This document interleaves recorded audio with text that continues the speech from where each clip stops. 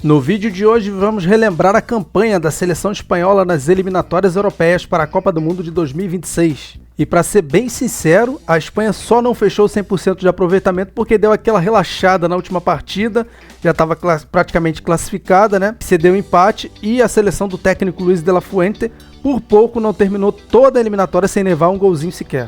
E para começo de conversa, os espanhóis que foram campeões da Eurocopa em 2024, batendo a Inglaterra na final, caíram no grupo E com outras 3 seleções, a Turquia, a Geórgia e a Bulgária. As eliminatórias europeias deram pontapé inicial no início desse ano de 2025, lá em março, para os grupos que tinham 5 seleções.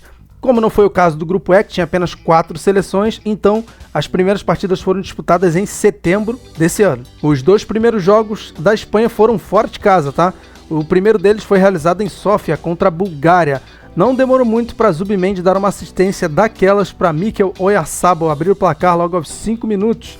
O estádio estava lotado e a seleção da casa tentou sair um pouco para incomodar os espanhóis, mas aí o que aconteceu? O segundo gol aos 30 minutos, marcado pelo lateral Cucurella. E não tardou muito para o Mikel Merino, aos 38 de cabeça, após um escanteio cobrado por Lamine Yamal, marcar o terceiro e fechar o placar em 3-0. Apesar da boa vitória na estreia, o melhor viria 3 dias depois daquela que era considerada a partida mais complicada do grupo para a Espanha, nessas eliminatórias, né? O que se viu lá em Konya, na Turquia, foi um verdadeiro baile dos atuais campeões europeus que foram empilhando gols atrás de gols. Foram 3 no primeiro tempo e outros 3 no segundo. Destaque para o Mikel Merino, que balançou as redes 3 vezes e o placar final ficou em Turquia 0, Espanha 6. Após esse início avassalador, a Fúria ainda teria outros 2 jogos, né, na data FIFA só do mês seguinte, em outubro, para poder confirmar o favoritismo, e o melhor, os 2 foram em casa. De la Fuente até promoveu algumas mudanças para essas partidas, mas manteve a base forte e não aliviou para as adversárias.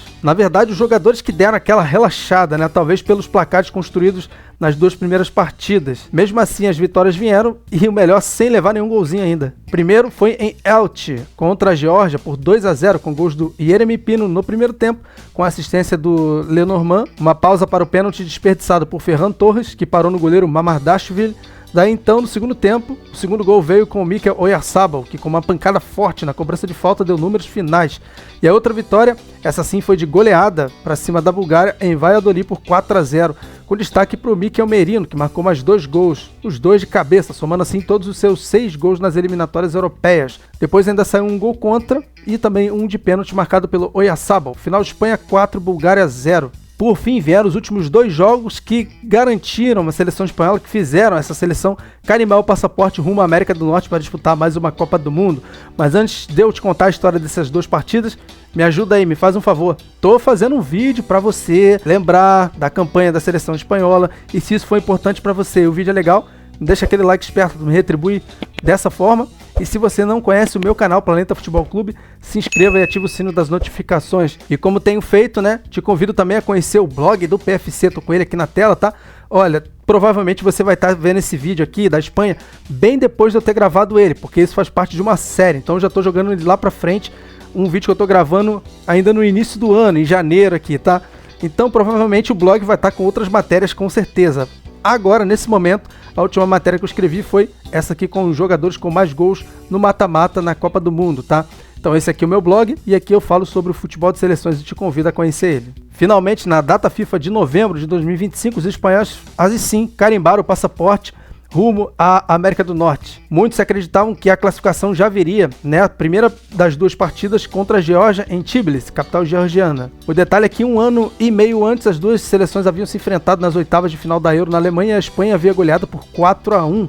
Já pelas eliminatórias, enquanto a seleção do Luis de la Fuente estava 100%, sem levar gols, os donos da casa, treinado pelo ex-jogador francês Willy Sagnol, que contava com o craque Kvaratskhelia, só havia conquistado uma única vitória em cima da Bulgária, e precisava vencer de qualquer maneira para tentar pelo menos uma vaga na repescagem. Bom, as expectativas deles foram quebradas logo aos 11 minutos, porque de pênalti Mikel Oyarzabal abriu o placar. A Geórgia ainda não havia se aproximado da área espanhola e Martin Zubimendi ampliou para 2-0. A partir daí os espaços foram aparecendo ainda mais, e aos 34, ainda no primeiro tempo, Ferran Torres marcou o terceiro.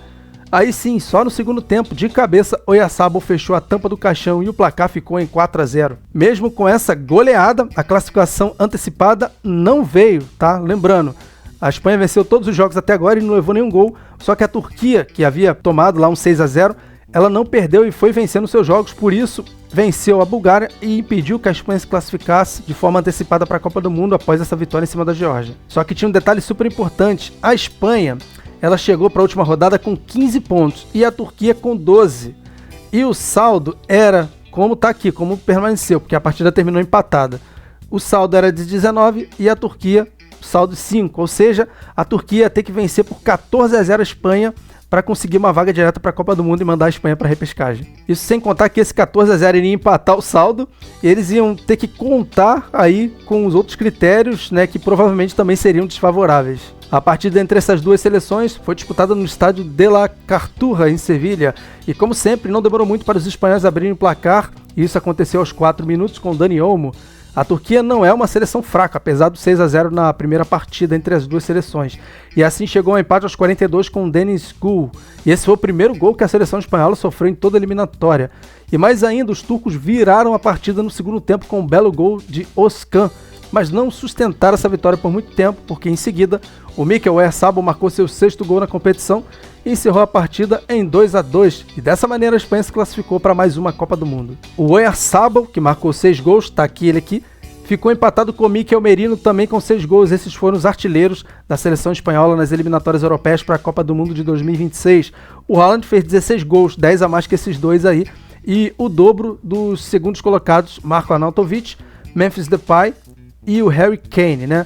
No grupo E, tudo encerrou da maneira como se esperava. A Espanha classificada de maneira direta para a Copa do Mundo, não fez 100%, venceu 5 e empatou esse último jogo. A Turquia com 13 pontos, também era a favorita a pegar a repescagem. Em terceira, a Geórgia, em quarta, a Bulgária. Essas seleções não conseguiram nada. Bom, essa série aqui eu conto a história de todas as seleções, como as seleções conseguiram se classificar via eliminatória para a Copa do Mundo de 2026. Então eu te convido a dar um pulinho na playlist Seleções da Copa de 2026, valeu? E obrigado por ter assistido esse vídeo comigo até o final, valeu e até a próxima.